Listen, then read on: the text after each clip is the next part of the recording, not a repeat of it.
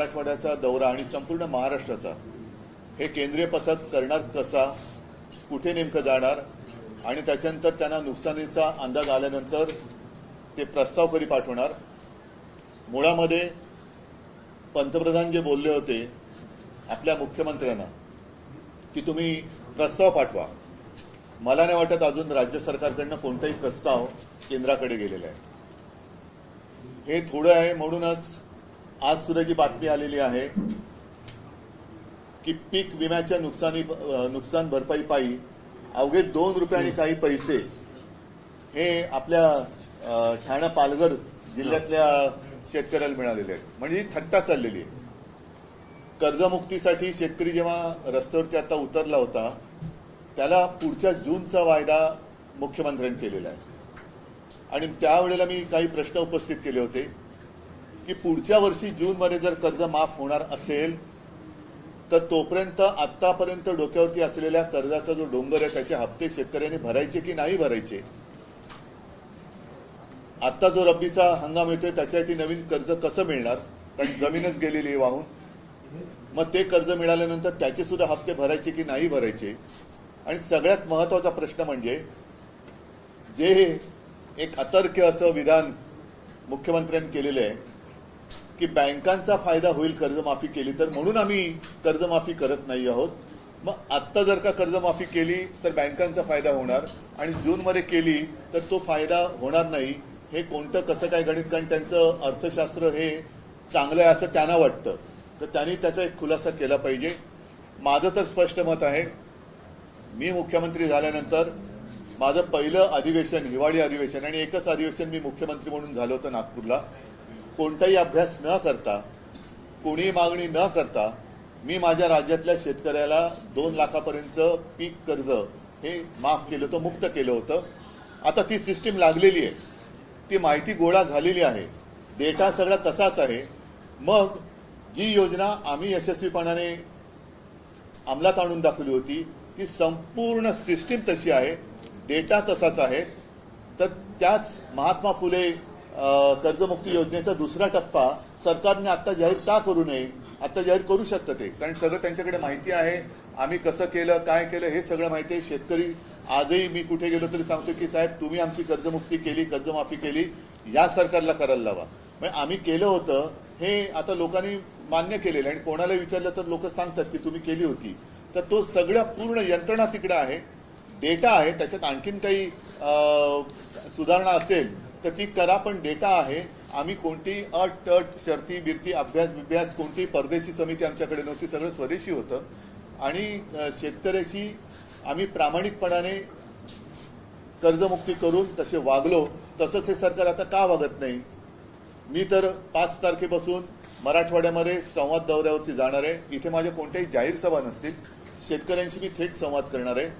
जे पोकळ आश्वासन मुख्यमंत्र्यांनी दिलं होतं की दिवाळीपर्यंत, दिवाळीच्या आत काही पैसे शेतकऱ्यांना मिळतील, काही पैसे त्यांनी काही हजार कोटी इथून तिजोरीतून रिलीज केलेत असं म्हणतात, तर मी शेतकऱ्यांना जाऊन विचारणार आहे। मिळाले असतील तर आनंद आहे, नुसतं काहीतरी आग पाकड करायची किंवा टीका करायला म्हणून मी जाणार नाहीये, पण ते मिळाले पाहिजेत।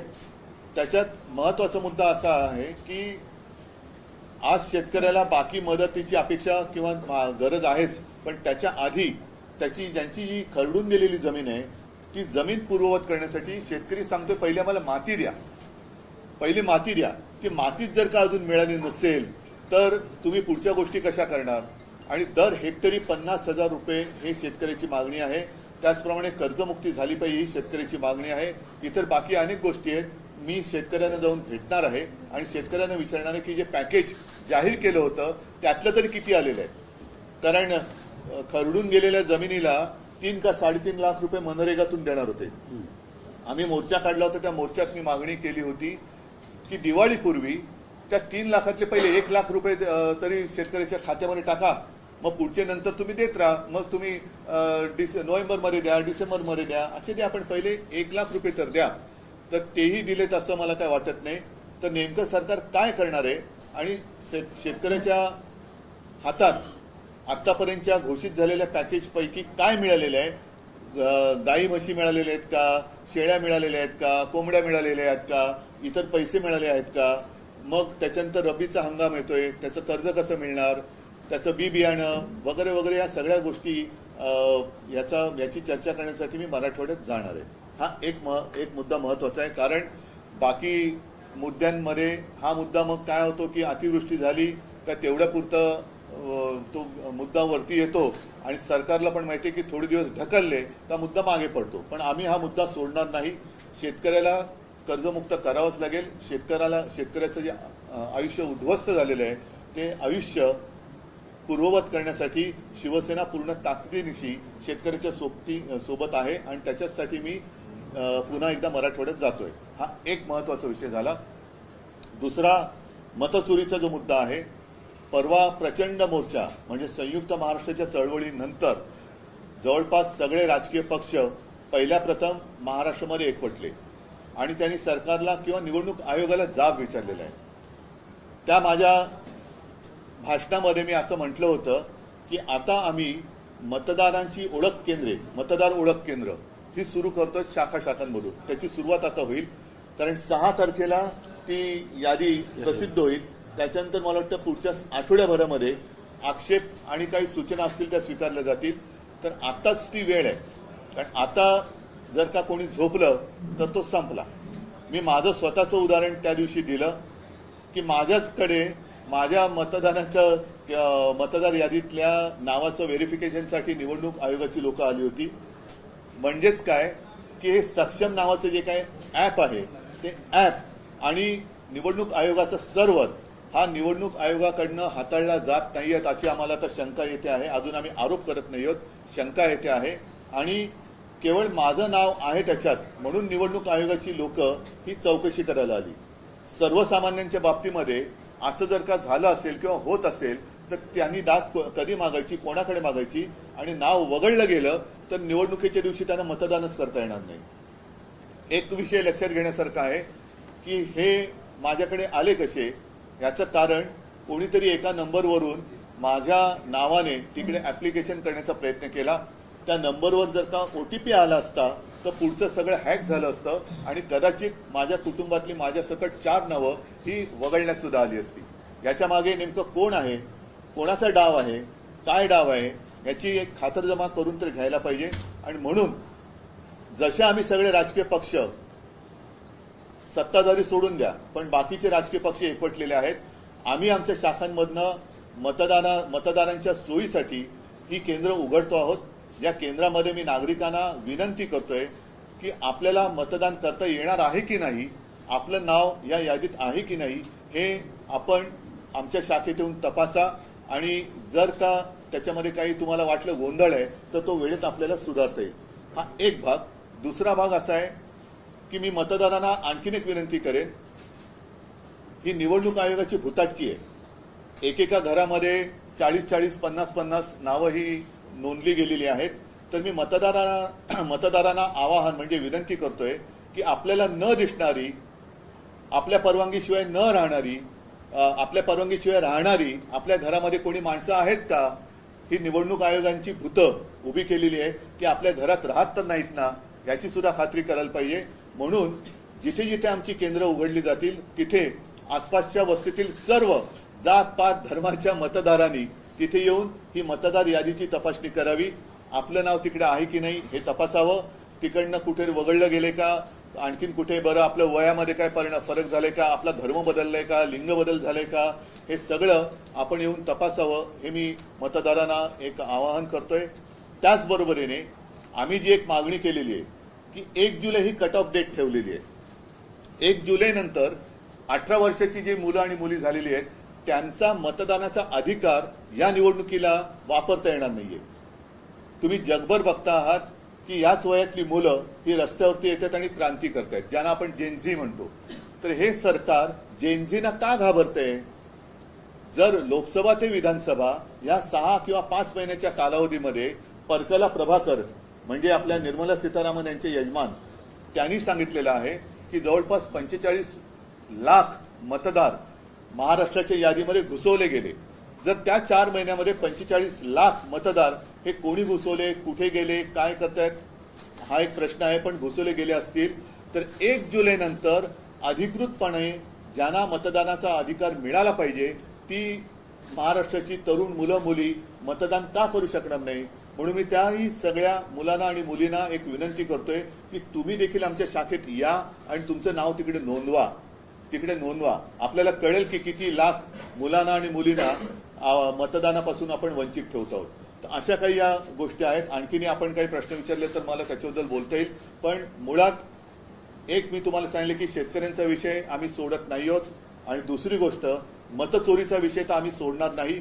आम्ही परत एकदा सांगतो की निवडणूक आयुक्त जे आहेत त्यांना सुद्धा एक पत्र दिलेलं आहे की एवढा सगळा गडबड घोटाळा हा बाहेर आल्यानंतर आपण राज्य निवडणूक आयोगाला सुधारित यादी मतदाराची होत नाही तोपर्यंत स्थानिक स्वराज्य संस्थांच्या निवडणुका घेऊ नयेत अशी आमची मागणी आहे. आम्ही निवडणुका घेऊ नका असं म्हणत नाही, पण निवडणुका घेताना सदोष मतदार यादीवरती ही निवडणूक होता कामा नये. ही निवडणूक आयोगाची करप्ट प्रॅक्टिस आहे.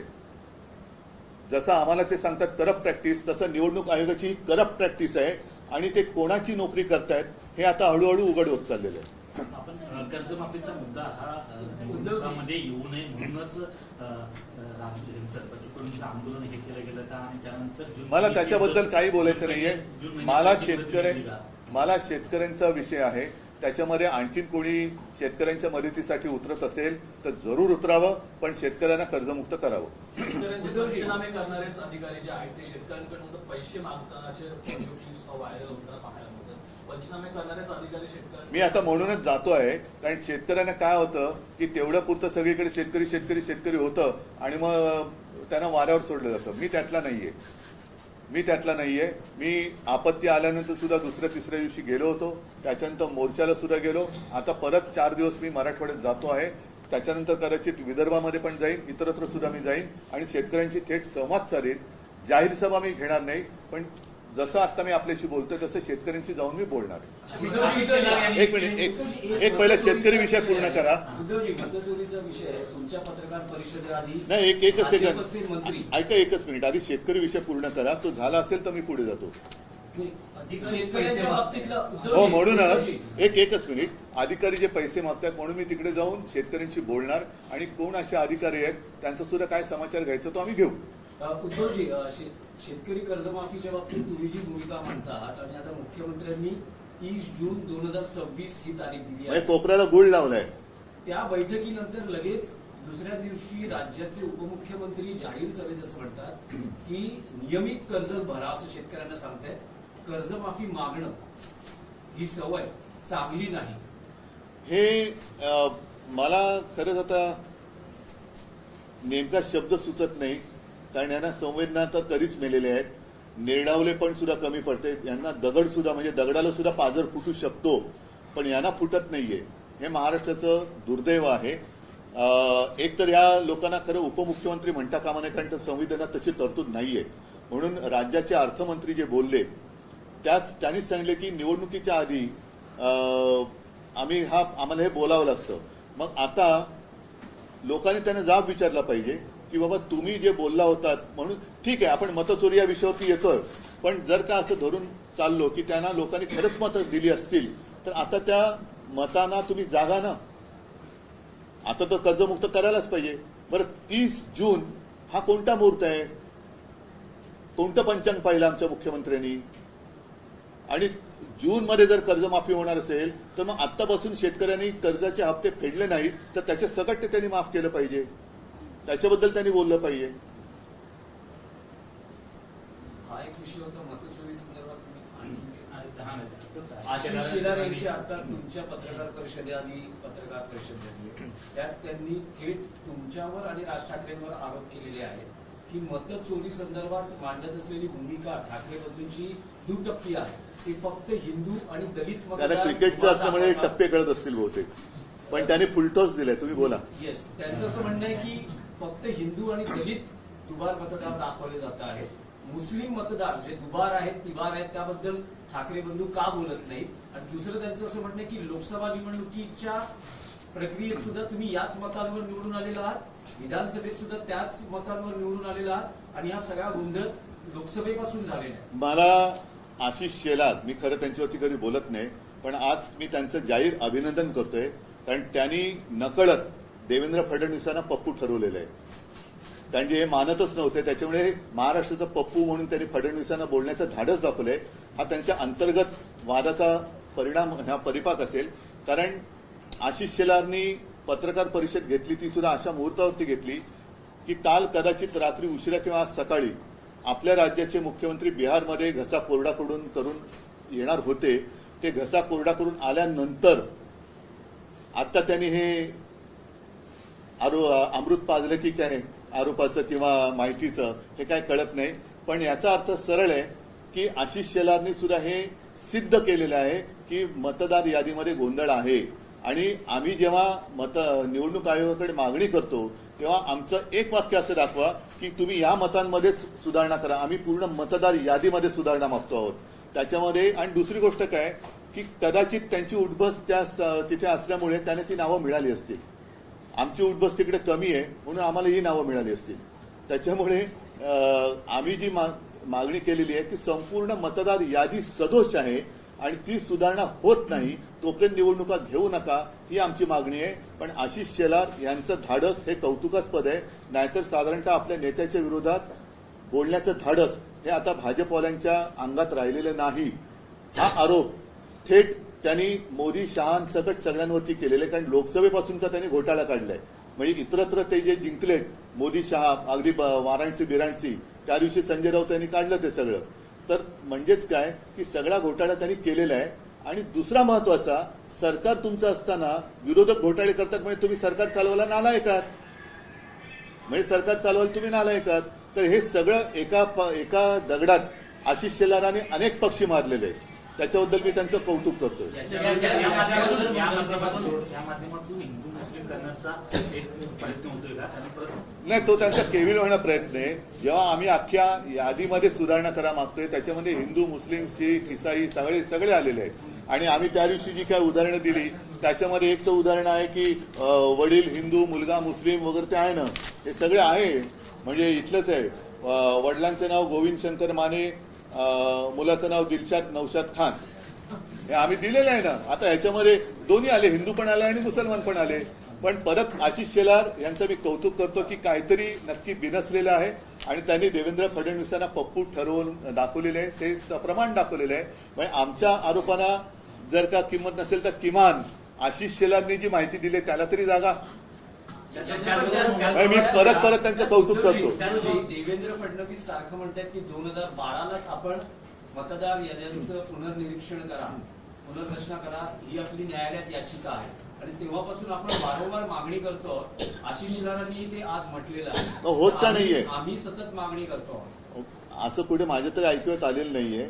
त्यांचा जसा आम्ही मोर्चा काढला तसा त्यांचा कुठलाही मोर्चा मी बघितलेला नाहीये. ते कधी निवडणूक आयुक्तांना जाऊन भेटलेत असंही आम्ही बघितलेलं नाहीये. ज्याप्रमाणे आम्ही चोकलिंगम साहेबांना भेटलो, वाघमारे साहेबांना भेटलो, तसे ते कुठे भेटलेले नाहीयेत. आमची लोक आता ज्ञानेश कुमारना जाऊन भेटतायत, तसे ते कुठे भेटलेले नाहीयेत. आम्ही आता ह्याच्याबद्दल मी काल परवा म्हटलेले की आम्ही कोर्टाचे दरवाजे सुद्धा एक ठोठवण्याचा केविलवाणा प्रयत्न करणार आहोत. न्याय मिळाला तर मिळाला.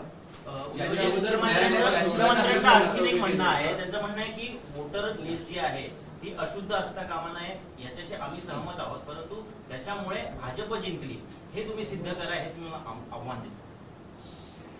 जर नसेल ना तर मग तुम्ही आमच्या बरोबर या ना निवडणूक आयोगाकडे. तुम्हाला पण आम्ही जेव्हा निवडणूक आयुक्तांकडे जायचं होतं तेव्हा आम्ही भारतीय जनता पक्षाला सुद्धा आमंत्रण दिलं होतं. देवेंद्र फडणवीसांना यायला पाहिजे होते ते.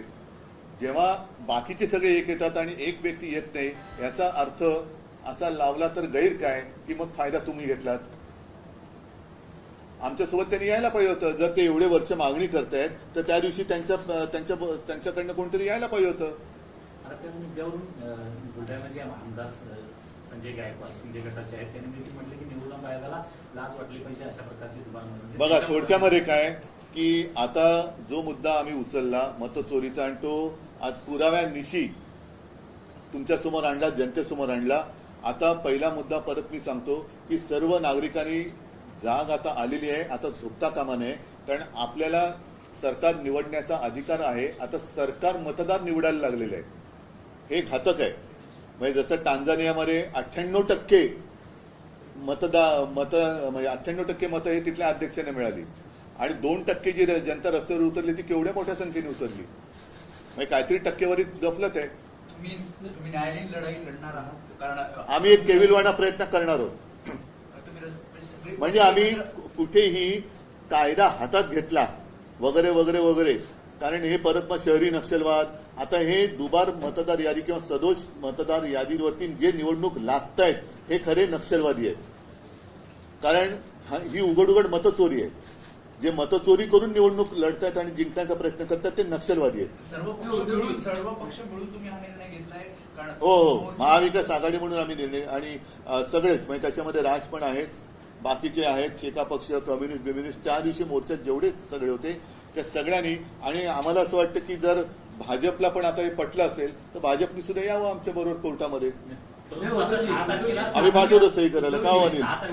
6 तारखेला नाही नाही, ऐका एक मिनिट, एकदा मला स्पष्ट करू द्या. आम्ही कोर्टात जे जातो आहोत त्याच्यात आता हे आशिष शेलारनी पुराव्यानिशी दिलेलं आहे. म्हणजे आशिष शेलारनी देवेंद्रांची तर वाजवलीच आहे, ते सोडून द्या, पण त्यांना जर काही पटलं असेल तर त्यांनी सुद्धा आम्ही जे काही कोर्टात जातो त्याच्यामध्ये भाजपाने सुद्धा यावं आमच्याबरोबर कोर्टात. हे माझं त्यांना जाहीर आमंत्रण आहे. मग त्याच्यामध्ये तुम्ही काय हिंदू मुस्लिम आणखीन कोण असतील तुमच्या लेखी ते सगळे काढा. आपण संपूर्ण यादीमध्ये आम्ही सुधारणा मागतो आहोत. उद्धवजी, तुम्ही आणि राज ठाकरे दोघंही एक विधान करतात की बोगस मतदार कोणी दिसला तर त्याला बळवा किंवा थोबडावा किंवा मार. तर अशा वेळेस यावेळेस निवडणूक प्रक्रियेत किंवा मतदानाच्या दिवशी मतदान केंद्रावर प्रचंड गोंधळ किंवा कायदा सुव्यवस्थेची परिस्थिती निर्माण होऊ शकते. अभूतपूर्व पण ती नाही झाली, म्हणजे ती व्हावी अशी आमची इच्छा नाहीये. म्हणून बोगस मतदारांनी मतदानाला यायचं धाडस करूच नये. कारण आता आम्ही नावानिशी आणि पत्त्यानिशी सगळीकडे चेकिंग करतो. अगदी माझं तर म्हणणं आहे की जिथे मतदार याद्या साधारणतः 1200ची यादी आहे त्या याद्या, जसं आता माझी कलानगरची यादी असेल तर कलानगरच्या गेटवरती ती यादी लागली पाहिजे. टॉवर्स असतील तर टॉवर्सच्या गेटवरती ती यादी लागली पाहिजे. आणि टॉवर्समधल्या सोसायटीमधल्या सगळ्यांनी ती यादी येऊन आपली नावं त्याच्यात आहेत की नाही, आपल्या यादीत दुसरे कोणी घुसले का, हे सुद्धा नागरिकांनी पण आता बघितलं पाहिजे. तर या देशात लोकशाही टिकेल. उद्धवजी, एक प्रश्न आहे की 12 नोव्हेंबर नाही, आता एक उदाहरण त्या दिवशी आदित्यने दिलं, घसीटाराम हलवाई, जे दुकानच कधी तोडलेलं आहे तर दुकानाच्या नावावरती 30 का 48 नावं मतदार म्हणून रजिस्टर झाली, जे दुकानच अस्तित्वात नाही. आता अशी जर का लोक येऊन मतदान करायला लागली तर तुम्ही कसं काय तुमची लोकशाही जिवंत ठेवणार? उद्धव जी सिर्फ हिंदी में जाना है। वोट जिहाद का आरोप आशीष शेलार लगा रहे हैं। उनका कहना है कि मुस्लिम और दलित वोटरों को पीटने की बात आप और राज ठाकरे कह रहे हैं, लेकिन मुस्लिम दलित और मुस्लिम हिंदू वोटों नहीं, पहले तो मैं उनका अभिनंदन करना चाहता हूं क्योंकि बीच में हमारे मुख्यमंत्री जी ने कहा था कि ये तो पप्पू, तो उन्होंने अपने मुख्यमंत्री जी को ही पप्पू कैसे है वो आज साबित कर दिया। और किसी ने तो हिम्मत दिखाई, आशीष शेलार को मैं धन्यवाद देना चाहता हूं, हिम्मत दिखाई है उन्होंने। जो उनका सब कारोबार चला हुआ है वो चोरी का मामला है, वोट चोरी कर उन्होंने सरकार बनाई है और वो उन्होंने आज सबके सामने लाया है।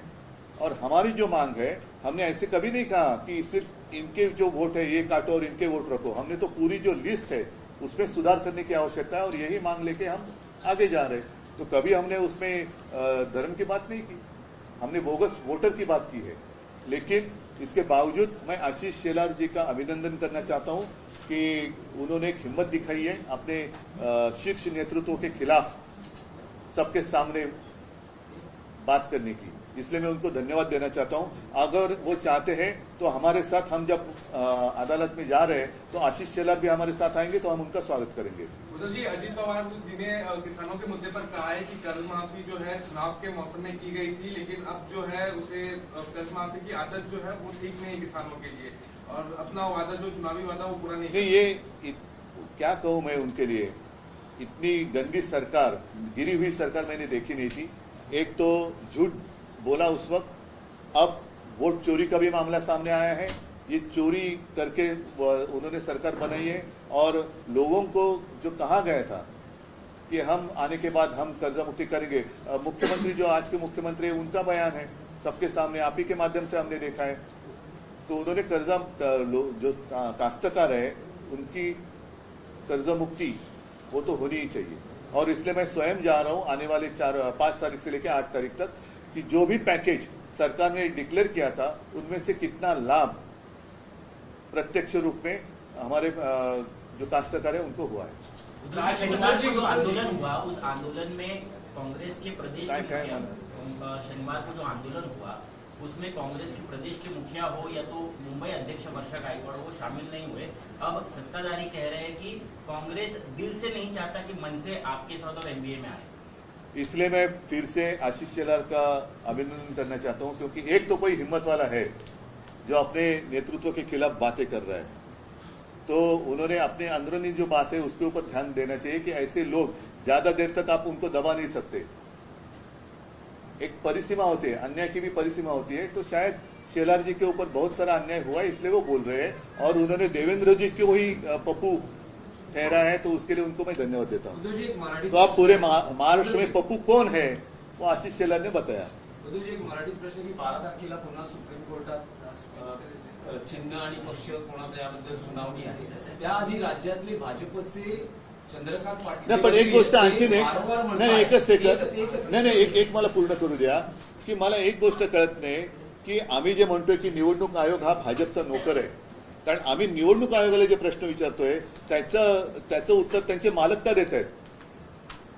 नाही, त्यावर त्यांनी स्पष्टता केली आहे। आशिष शेलार म्हणतात की मी निवडणूक प्रतिनिधी म्हणून नाही बोलत आहे, पण जे मुद्दे उपस्थित हो, पण आम्ही केले त्यांना गेलेले दिलेत ना, हे त्यांनी मग निवडणूक आयोगाने आम्हाला सांगायला पाहिजे। तुम्ही का बोलतायत? म्हणजे जो आमची जी शंका आहे, संशय आहे की निवडणूक आयोगाचा सर्व्हर दुसरा कोणतरी हाताळतोय, त्याला हे पुष्टी देणार आहे। तर तोच प्रश्न कंटिन्यू असा आहे की चंद्रकांत पाटील असं दोनदा म्हणाले आतापर्यंत बॅक टू बॅक असं ट्रम्प किती वेळा म्हणाले की मी भारत पाक युद्ध थांबवलंय। नाही, पण त्यांचं आताचं जे विधान आहे त्यावर त्यांचं असं म्हणणं आहे की काँग्रेस पक्ष हा गांधी कुटुंबाचा आहे, शरद पवारांचा राष्ट्रवादी काँग्रेस पक्ष आहे, शिवसेना ही बाळासाहेबांची आणि त्यानंतर उद्धव ठाकरेंची आहे, आणि मनसे हा राज ठाकरेंचा आहे। मग? तर त्याबद्दल तुम्ही चंद्रकांत पाटलांचे आभार मानाल का? खूप हे त्यांनी म्हणजे आता मी बोललो ना की हा अन्याय सोसण्याची एक ताकद असते, ती संपली का लोक उठाव करतात। जसं आज आशिष शेलारने केले तसं चंद्रकांत दादांनी केलेलं आहे, म्हणून मी त्यांना धन्यवाद देतो। आणि शिवसेनेचं नाव हे दुसऱ्या कोणालाही देण्याचा अधिकार कोणालाही नाही, निवडणूक आयुक्ताला सुद्धा नाही। म्हणून मी पहिल्या निवडणूक आयुक्तांना धोंड्या म्हटलं होतं, आता जर ते पुन्हा करत असेल तर या आयुक्तांना मी गोट्या म्हणेन। तो जी राज्य में दो बड़ा मुद्दा है इस वक्त, किसानों का और वोट चोरी का, और इस बीच में महाराष्ट्र सरकार ने राष्ट्रगीत के 150 वर्ष पूरे होने पर जो है तमाम स्कूलों में राष्ट्रगीत जो वंदे मातरम है वो उसकी प्रदर्शनी लगवाई है। और क्या ये तमाम मैं तो पहले दो मुद्दे पर बात करना चाहता हूँ। एक मुद्दे ये क्या करते हैं कि अगर कुछ बातें उनके गले तक आती है तो वो गुमराह करते, फिर देशभक्ति आती है। ये देश के आजादी का जो संग्राम हुआ था उसमें ये कोई नहीं थी, इसलिए मैंने परसों के मेरे भाषण में कहा था कि ये स्वयं घोषित देशभक्त है जो झूठे हैं, ही स्वयं घोषित देशभक्तांची बोगस स्टोरी आहे ही। उद्धवजी तुमची मनसे सोबतची युती अधिकृतपणे कधी जाहीर करतात? कारण तुम्ही व्यासपीठावर तर बोलतात एकत्र आलो आहोत, एकत्र राहणार आहोत, मराठी माणसासाठी एकत्र आलेलो आहोत वगैरे वगैरे, पण ऑफिशियल युती कधी घोषित होते? जेव्हा जाहीर होईल तेव्हा। काय निवडणुका निवडणुका 7 तारखेला नाही, अरे थांब. अरे थांबा ना, पण येऊ द्या ना सगळ्या गोष्टी। आता पहिला मुद्दा महत्वाचा असा आहे की ह्या सदोष याद्या घेऊन आता या याद्यांमध्ये एवढा घोटाळा आहे, भ्रष्टाचार आहे, गोंधळ आहे, सर्व पक्षांनी मान्य केलेलं आहे। आता हे सगळ्या पक्षांना पटलेलं आहे, तरी निवडणूक आयोगाच्या बोकांडी जाऊन बसलं पाहिजे आणि त्यांना सांगायला पाहिजे की आम्ही निवडणुकीला आम्ही तयार आहोत, तुमची तयारी झालेली नाहीये। कारण 31 जानेवारी ही सर्वोच्च न्यायालयाने जी तारीख दिलेली त्याच्या आत या जर का याद्या सुधारल्या तर निवडणुका घ्यायला पाहिजेत।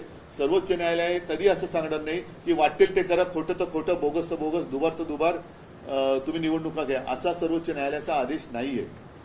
त्याच्यामुळे या सगळ्या गोष्टी आमच्या गोष्टी ज्या आहेत त्या चालू आहेत। पहिलं लोकांना जागरूक करणं, जाग आणणं हे आमचं कर्तव्य आहे आणि ते आम्ही करतो।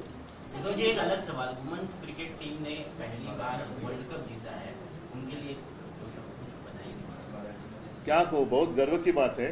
और कल मैं बीच में देख रहा था टीवी पर, और पूरा स्टेडियम, मुझे नहीं लगता है कि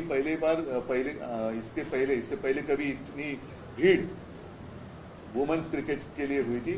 और मैं देख रहा था वो जो अपनी सारी लड़कियां हैं, क्रिकेटर्स है, क्या खेल रही थी. बहुत ही बढ़िया प्रदर्शन रहा और सबका मैं अभिनंदन करतो. अच्छा की आपने बात ये छेडी.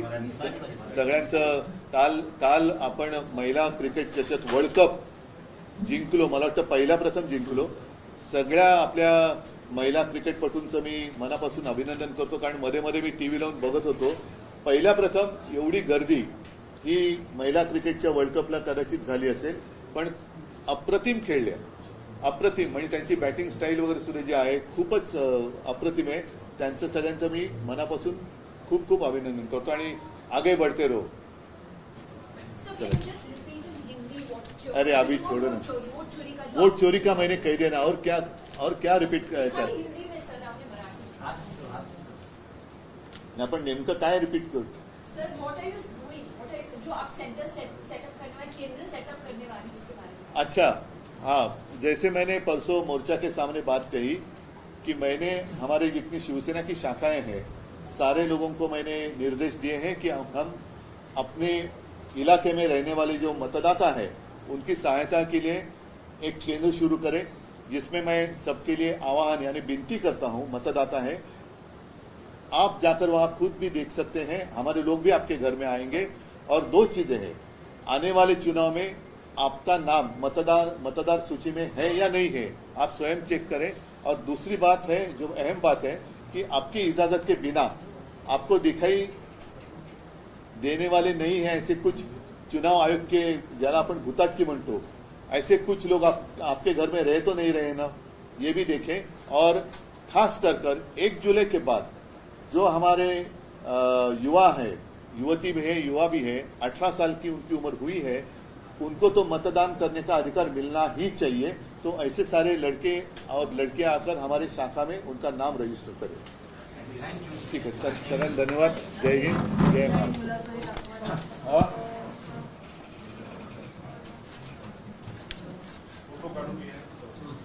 अरे माझं पण आहे ते.